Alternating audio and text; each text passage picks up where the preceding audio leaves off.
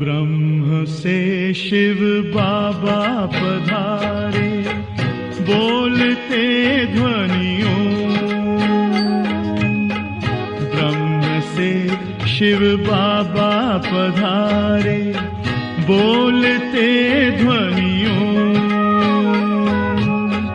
ब्रह्म मुख से मधुर वाणी, बोलते ध्वनियों। ब्रह्म से शिव बाबा पधारे, ओम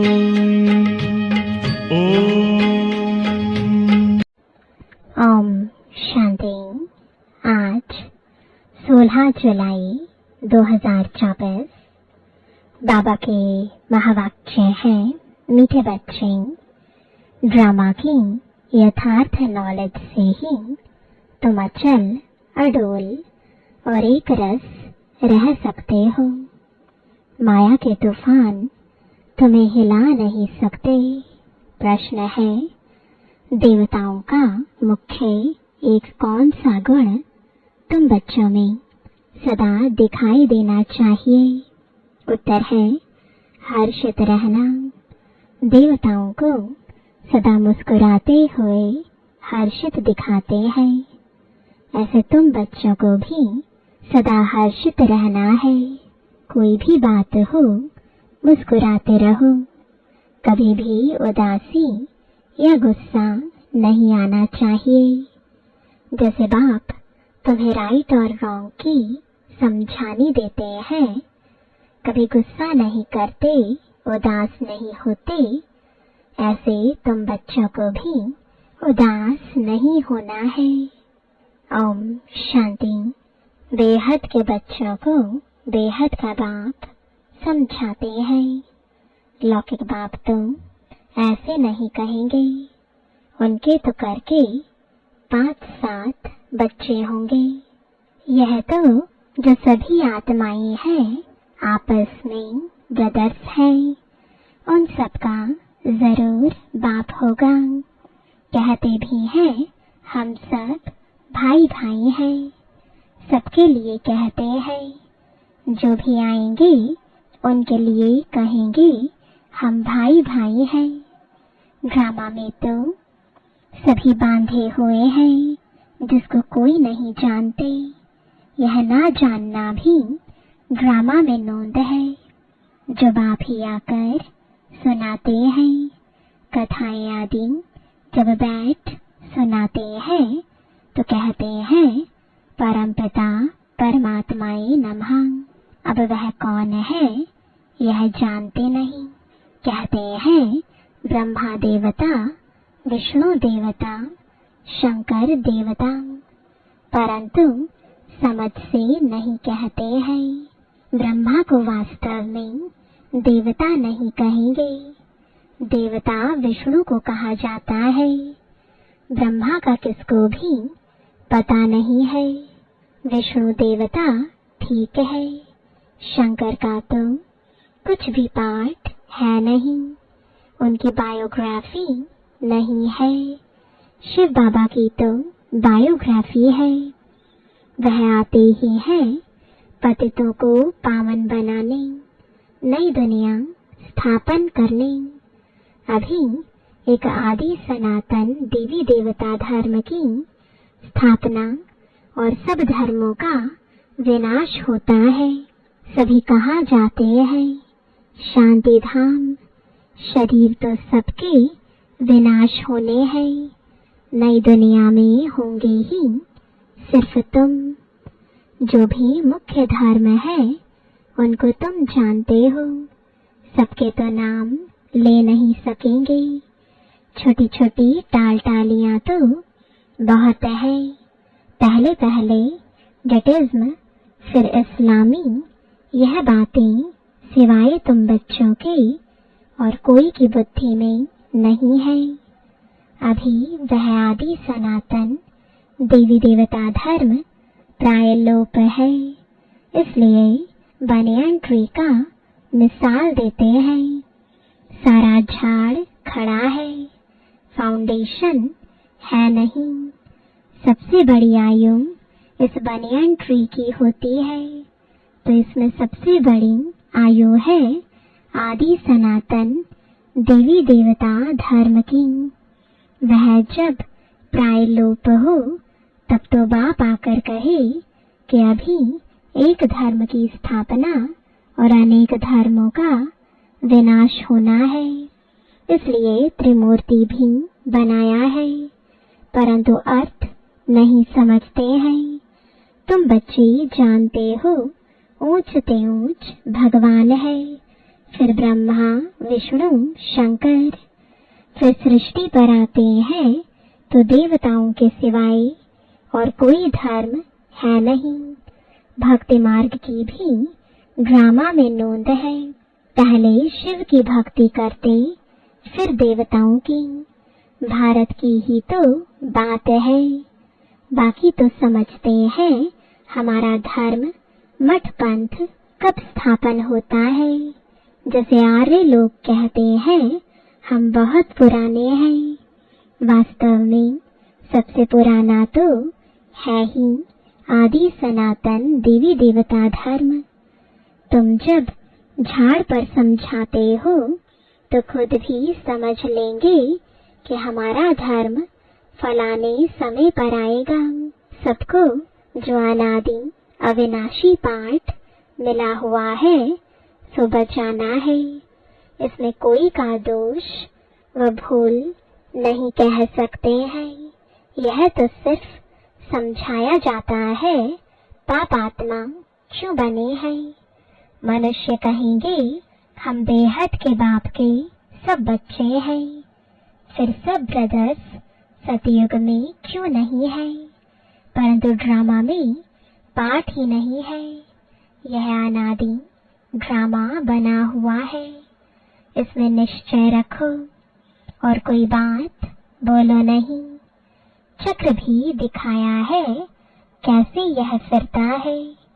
कल्प वृक्ष का भी चित्र है, परंतु यह कोई जानते नहीं कि इनकी आयु कितनी है। बाप कोई की निंदा नहीं करते हैं, यह तो समझाया जाता है।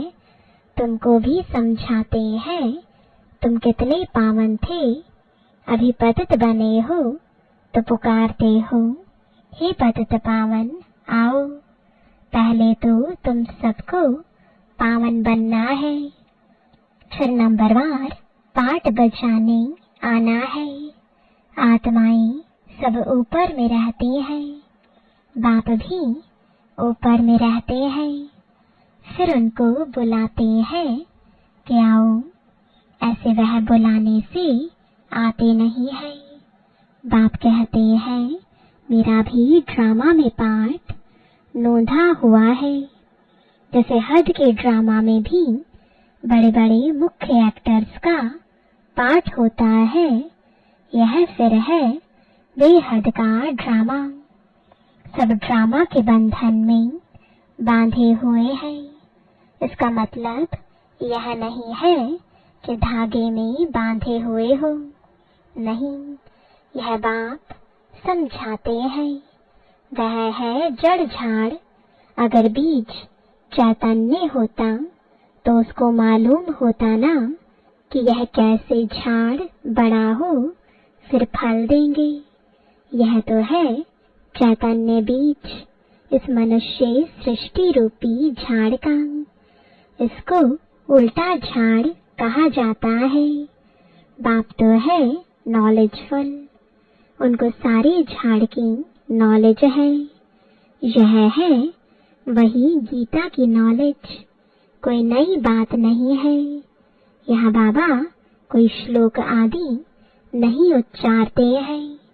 वो लोग ग्रंथ पढ़कर फिर अर्थ बैठ समझाते हैं। बाप समझाते हैं यह है पढ़ाई। इसमें श्लोक आदि की दरकार नहीं। उन शास्त्रों की पढ़ाई में कोई एम ऑब्जेक्ट है नहीं। कहते भी हैं ज्ञान, भक्ति, वैराग्य, यह पुरानी दुनिया विनाश होती है। सन्यासियों का है हद का वैराग्य, तुम्हारा है बेहद का वैराग्य। शंकराचार्य आते हैं तब वह बैठ सिखलाते हैं घर बार से वैराग्य। वह भी शुरू में शास्त्र आदि नहीं सिखाते।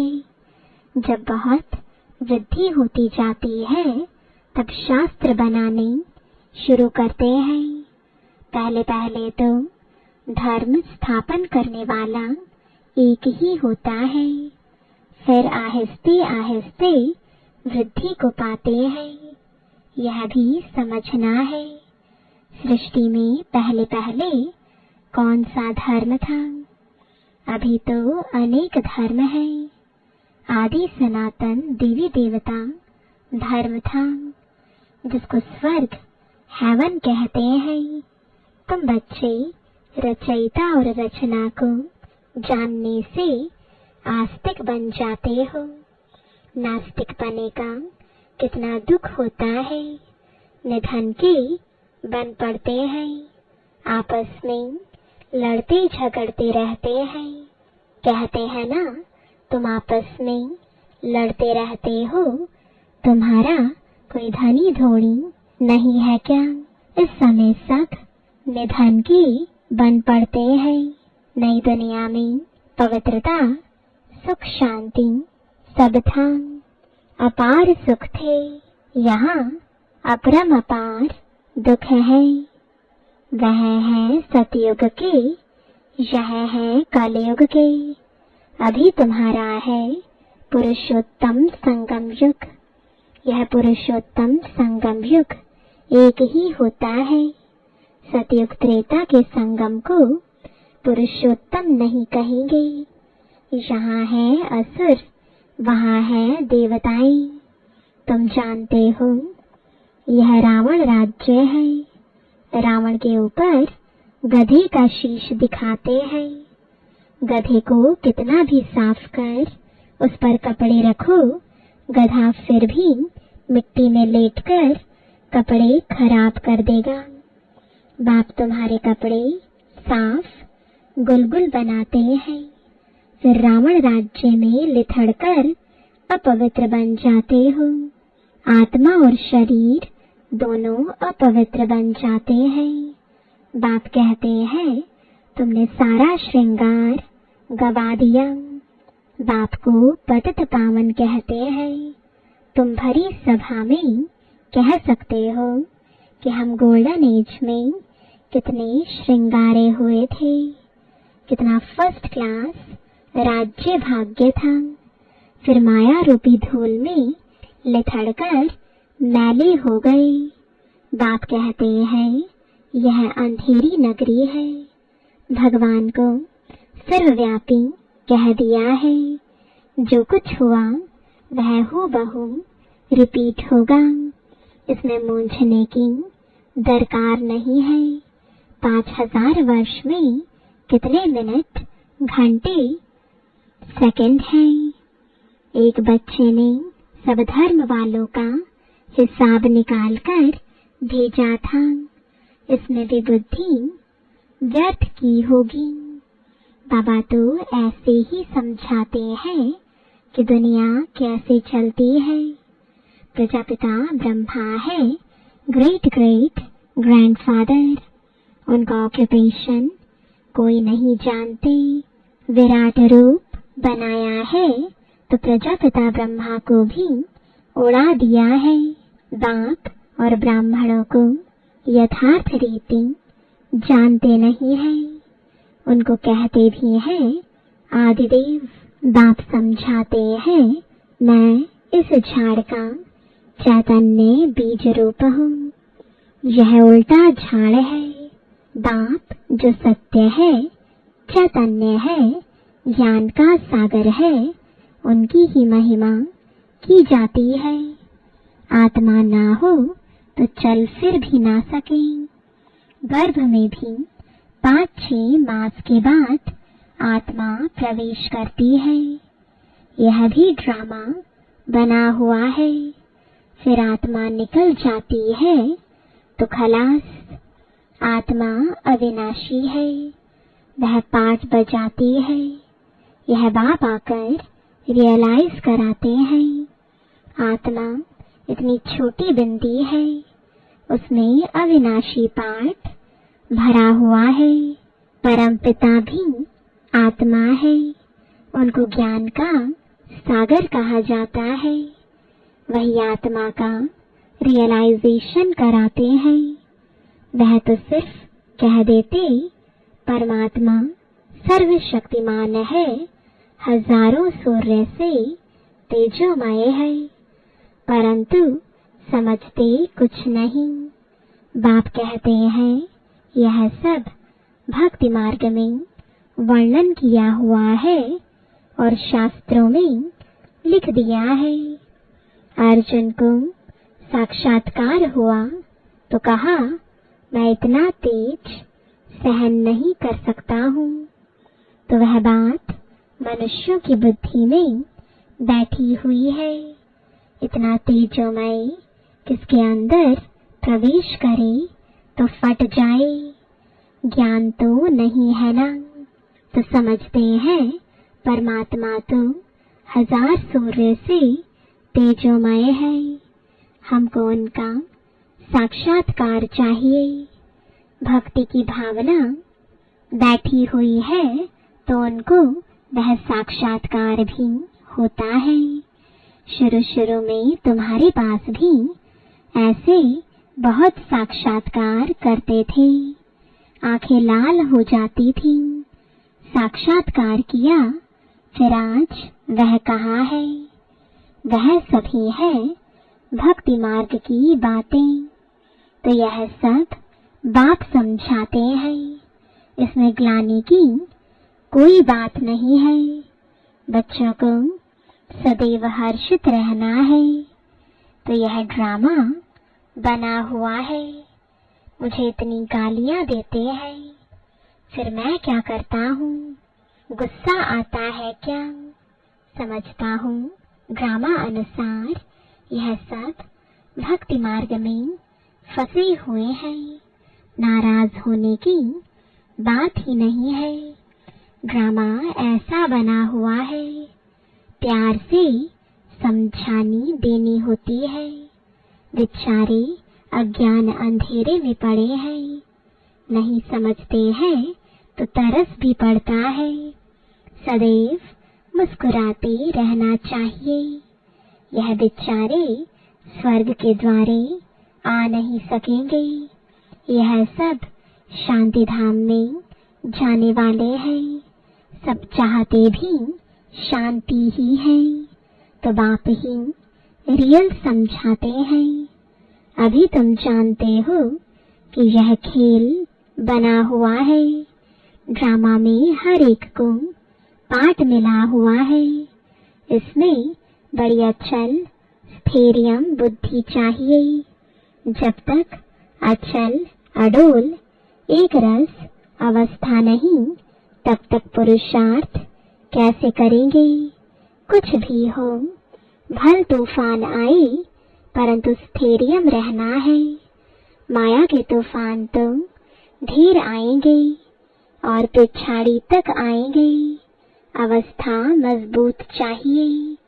यह है गुप्त मेहनत। कई बच्चे पुरुषार्थ कर तूफान को उड़ाते रहते हैं। जितना जो पास होगा उतना ऊंच पद पाएगा। राजधानी में पद तो बहुत है ना। सबसे अच्छे चित्र है त्रिमूर्ति, गोला और झाड़। यह शुरू के बने हुए हैं। विलायत में सर्विस के लिए भी यह 2 चित्र ले जाने हैं। इन पर ही वह अच्छी रीति समझ सकेंगे। आहिस्ते आहिस्ते बाबा जो चाहते हैं कि यह चित्र कपड़े पर हूँ वह भी बनते जाएंगे। तुम समझाएंगे कि यह कैसे स्थापना हो रही है। तुम भी इसको समझेंगे तो अपने धर्म में ऊंच पद पाएंगे। क्रिश्चियन धर्म में तुम ऊंच पद पाना चाहते हो तो यह अच्छी रीति समझो। अच्छा, मीठे मीठे सिकिलदे बच्चों प्रति माता पिता बाप दादा का याद प्यार और गुड मॉर्निंग। रूहानी बाप की रूहानी बच्चों को नमस्ते। रूहानी बच्चों की रूहानी बाप दादा को गुड मॉर्निंग और नमस्ते। धारणा के लिए मुख्य सार है, पहला, इस पुरुषोत्तम संगम युग पर पवित्र बन स्वयं का श्रृंगार करना है। कभी भी माया की धूल में लिथड़कर श्रृंगार बिगाड़ना नहीं है। दूसरा, इस ड्रामा को यथार्थ रीति समझकर अपनी अवस्था अचल अडोल स्थैर्यम बनानी है। कभी भी मूंझना नहीं है, सदैव हर्षित रहना है। वरदान है, सोच समझकर हर कर्म करने वाले पश्चाताप से मुक्त ज्ञानी तो आत्मा भव। दुनिया में भी कहते हैं पहले सोचो फिर करो। जो सोच कर नहीं करते, करके फिर सोचते हैं तो पश्चाताप का रूप हो जाता है। पीछे सोचना यह पश्चाताप का रूप है और पहले सोचना यह ज्ञानी तो आत्मा का गुण है। द्वापर कलयुग में तो अनेक प्रकार के पश्चाताप ही करते रहे, लेकिन अब संगम पर ऐसा सोच समझकर संकल्प व कर्म करो जो कभी मन में भी एक सेकंड भी पश्चाताप ना हो। तब कहेंगे ज्ञानी तो आत्मा। स्लोगन है, रहम दिल बन सर्व गुणों और शक्तियों का दान देने वाले ही मास्टर दाता है। ओम शांति।